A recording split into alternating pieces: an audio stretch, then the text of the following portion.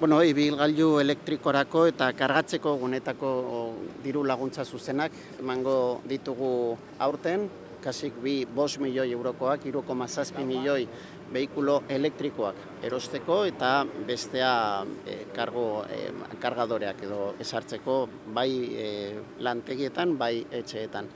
5.000 euroko diru laguntza zuzena izango da, baldin eta kotxea Europako batasunean ekoiztuta izan den, eta 2.500 Europatik kanpo edo ekoiztu direnendako.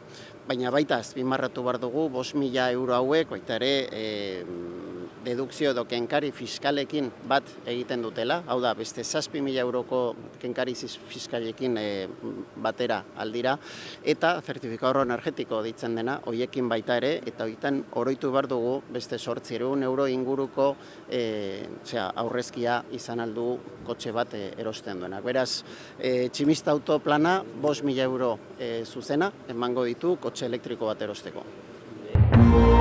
Gobierno de Navarra. Nafarroako gobernua.